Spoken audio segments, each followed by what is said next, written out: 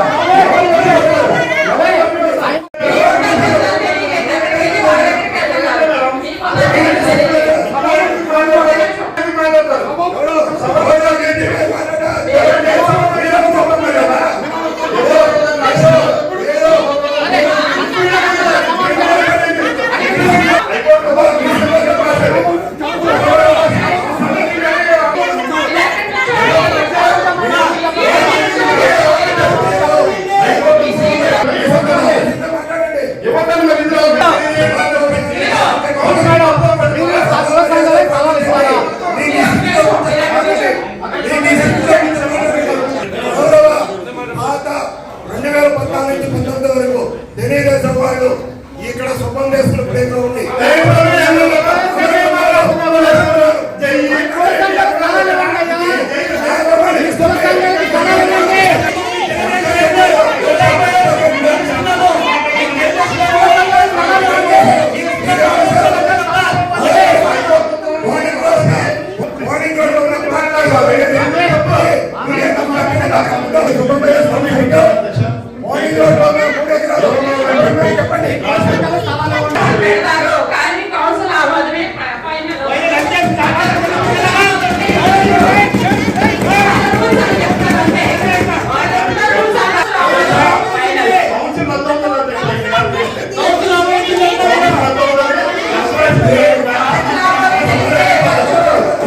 అందరికీ నమస్కారం.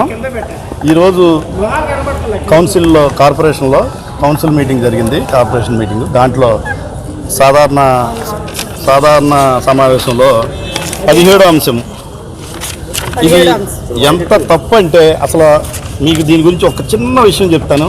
1986లో ఇలాంటిదే ఒక అంశాన్ని పెడితే ఊడి అప్పలస్వామి గారు, కొమ్మ రామచంద్రరావు గారు అనే వ్యక్తులు ఇలాగే కౌన్సిల్ ఆమోదించిన దాన్ని కంప్లైంట్ పెడితే గవర్నమెంటు కౌన్సిల్ని సంవత్సరం ముందు రద్దు చేసింది. ఈ విషయం మన చరిత్ర కావాలంటే ఏలూరు కార్పొరేషన్లో అడిగితే 1986లో కౌన్సిల్ రద్దు అయింది. ఎందుకనంటే ఇట్లాంటి అంశం అప్పుడు కూడా పెట్టారు. ఇప్పుడు ఇదేంటంటే వీళ్ళు పెట్టిన దాంట్లో 3 కుల సంఘాలు 4 కుల సంఘాలు పెట్టారు. కుల సంఘాలు ఖచ్చితంగా ఇవ్వాల్సిన బాధ్యత ప్రభుత్వానికి ఉందో ఇవ్వాలి. మేము కూడా దానికి ఇవ్వడానికి మేము ఏకీభవిస్తున్నాము. ఎందుకంటే ఇచ్చేటప్పుడు ఒక 2 ఎకరాలు కొని ఏ ఇబ్బంది లేని సైట్ ఇవ్వాలని మా కోరిక. ఇందులో ఎంత విచిత్రంగా పెట్టారంటే ఈ అంశాన్ని గౌరవ సుప్రీంకోర్టు మరియు గౌరవ ఆంధ్రప్రదేశ్ హైకోర్టు వారి ఆదేశముల మేరకు ఆంధ్రప్రదేశ్ ప్రభుత్వం వారు GOMS number 72 municipal administration and urban development G1 department వారు తేదీ 22/2022 ఇచ్చిన ఉత్తర్వుల ప్రకారం రిజర్వ్డ్ ఓపెన్ స్పేస్ స్థలమును పార్కు మరియు ప్లే గ్రౌండ్గా కాకుండా మరి ఏ ఇతర ఉపయోగార్థము ఉపయోగించకూడదని తెలియజేసి ఉన్నారు. ఎవరండి? హైకోర్టు, సుప్రీంకోర్టు చెప్పారు. కావున పై ప్రభుత్వ ఉత్తర్వులను అనుసరించి పైన తెలిపిన సంఘముల వారికి స్థలములను కేటాయించుటకు వీలు పడదని తెలియజేయడమైనది అని ఎజెండాలో ఇచ్చారండి. క్లియర్గా ఇచ్చి మళ్ళీ లాస్ట్లో అంటే కౌన్సిల్ని తప్పుదావ పట్టించడానికి కాకపోతే సదరు అంశము కౌన్సిల్ వారి నిర్ణయం కొరకు ముందుంచడమైనది. అసలు ఇది సుప్రీంకోర్టు తీర్పును ఉల్లంఘించినట్టు అవుతుంది.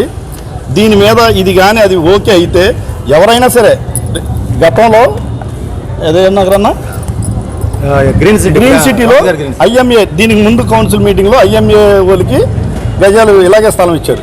వాళ్ళు కోర్టుకు వేశారు. ఆ స్థలం అయిపోయింది. అట్లాగే పాపం ఈ సంఘం వాళ్ళకి కూడా అలాగే ఆగిపోతే అది ఎంత బాధపడతారు వాళ్ళు. ఇది ఓట్లు రాజకీయం చేయడం కోసమే పెట్టారు తప్ప ఇది నిజంగా వాళ్ళకి ఇద్దామని ఆ సంఘాల మీద ప్రేమతో అయితే కాదు. ఎలక్షన్ స్టంట్ మీద ఇది పెట్టారు తప్ప ఇది కానీ అయితే ఒకవేళ అమలైతే సుప్రీంకోర్టు తీర్పును కూడా మనం ఉల్లంఘించడం అవుతాం, కంటెంప్ట్ కింద అవుతుంది. కాబట్టి దీన్ని మేము పూర్తిగా ఖండిస్తున్నాం. ఇక్కడ ఈ కార్పొరేషన్లో జరుగుతున్న అరాచకాలు ఇంత అంతా కాదండి. ఎందుకంటే ఇప్పుడు గేటు ఎదురుగా కార్పొరేషన్ గేట్ ఎదురుగా దామరాజు వెంకటరావు పంతులు గారి పార్క్ అని నగరపాలక సంస్థ ఉన్నది. దాన్ని 2006లో 22 లక్షల రూపాయలతో దానికి ఆధునీకరించారు. దాన్ని ఈ రోజున ఎవరో అన్యాయకాంతం చేసేస్తే నగరపాలక సంస్థలు ఏం చేస్తున్నారు, గుమ్మం ముందు ఉంది దానికి ఇచ్చేసి సంవత్సరానికంట లీజు 10,000 అంటండు. కింద సంవత్సరం, ఈ సంవత్సరం ఏమో 15,000 అంట. అంటే రోజుకి 40 రూపాయలు కూడా పడలా. అసలు ఎంత అన్యాయక్రాంతం అవుతుందంటే అంత మన గుమ్మం ముందు ఉన్నదాన్నే వీళ్ళు ఏం చేస్తున్నారు, పాలకులు ఏం చేస్తున్నారు, కమిషనర్ గారు ఏం చేస్తున్నారు, మేయర్ గారు ఏం చేస్తున్నారు మాకు అర్థం కాదు. నెక్స్ట్ రెండోది ఈ లలిత స్వీట్స్ అండ్ బేకరీ అని బిర్లా భవనం హోటల్ ఎదురుగా ఉన్నదండి. అది ఒక ఇతను ఎవరో ఒక లీజుదారుడు దాన్ని పూర్తిగా నేలమట్టం చేసేసి డూప్లెక్స్ కట్టాడు. అసలు దానికి అనుమతులు ఇవ్వడం కానీ, అసలు ఒక లీజుదారుడు ఏ గోడని కూల్చకూడదు, కార్పొరేషన్ కొట్టిన కానీ ఏది ఏ పార్క్ దేని కానీ కొట్టు, దాన్ని డూప్లెక్స్ కట్టి దాంట్లో లక్షల రూపాయలు చేతులు మారాయి. ఇది వాస్తవం. అసలు ఎవరికి కట్టడానికి అసలు ఏ పర్మిషన్ లేవు, ఇంజనీర్ల పర్మిషన్ లేదు, టౌన్ ప్లానింగ్ పర్మిషన్ లేవు, ఏమీ లేకుండా అందరూ లక్షలాది రూపాయలు చేతులు మార్చుకొని దాన్ని ఒక లీజుదారుడికి కట్టేలాగా అప్పచెప్పేశారు. అట్లాగే ఈ షాప్ రూమ్స్ కిందటి సంవత్సరం నేను షాప్ రూమ్స్ గురించి అడిగాం.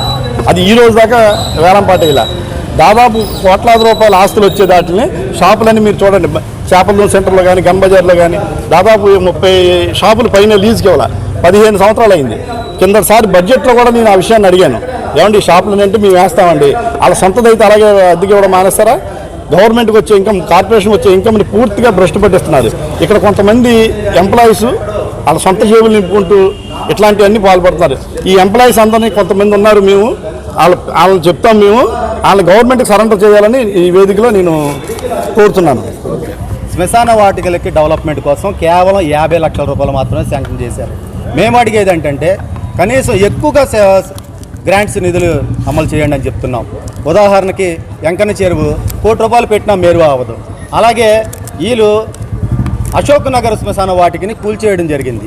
ఆ కూల్చేయడం దాన్ని మేము కట్టమని చెప్తున్నాము.